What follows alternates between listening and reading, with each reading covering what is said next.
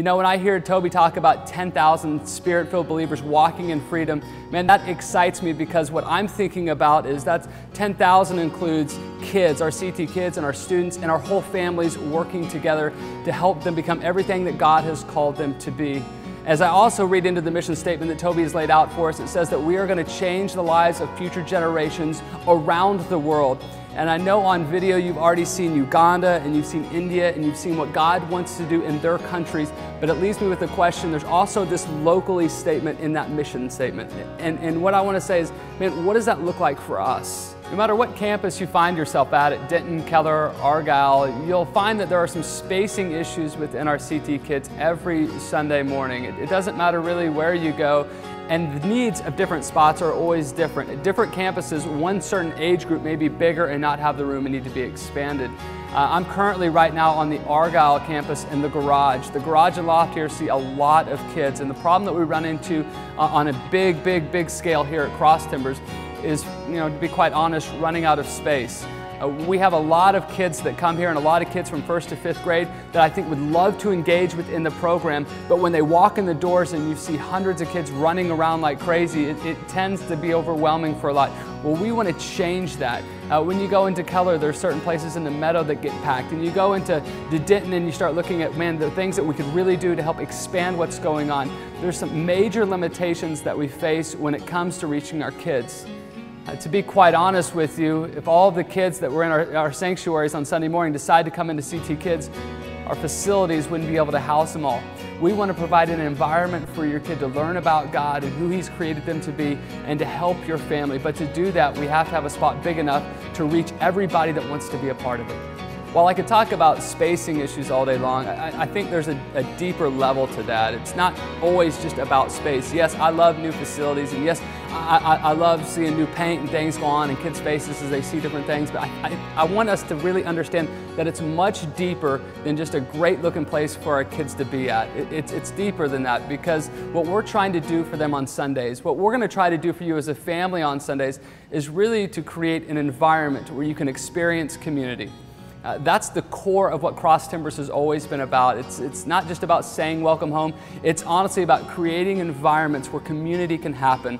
We're looking forward to talking to different architects and different designers and ideas, because what we want to create is a place where you as parents can talk and get to know each other while you're watching your kids play at the same time. We want our kids to engage and connect with their leaders, as well as different environmental things that we've got set up.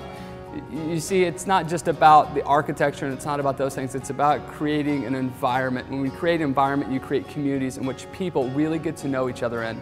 As we close up this section, I know that a lot of you are really thinking about giving and what God wants to do through this really around the world and locally. And to be honest with you, this project, this next generation project that we have going on is extremely special to me, because it involves my family and my wife and my kid. You see, I'm like many of you guys.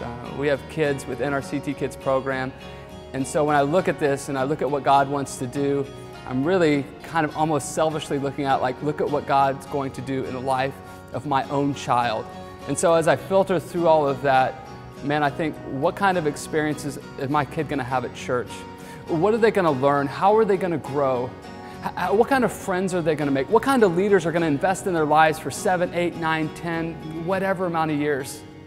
And you see, when I'm looking at the vision of what our family is about, we're about partnering with you.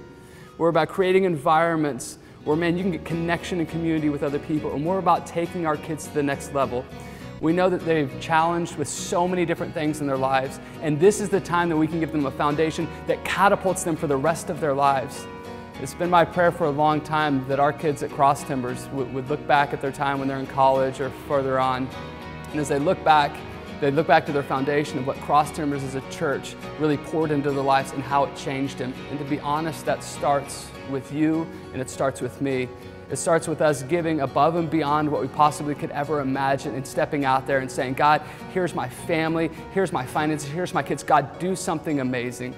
I don't know about you, but I can't think of a greater cause than investing into the future generations and investing into our kids, because they're the ones who are going to take the gospel to the next generation. We look forward to partnering with you. My name's Jacoby, and I'm the next generation. My name is Reagan, and I'm the next generation. My name is Molly, and I am the next generation. My name is Nikki, and I'm the next generation. My name is Allie, and I am the next generation. I am the next generation. I'm the next generation. My name is Mikey, and I'm the next generation. Mikey, what do you want to be when you grow up?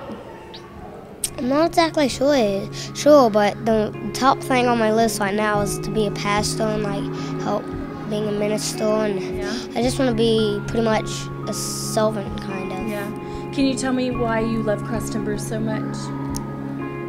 Probably because they helped me when I was young and my dad died and my mom went away. Mm-hmm. That's probably why, and I've been here for 4 years.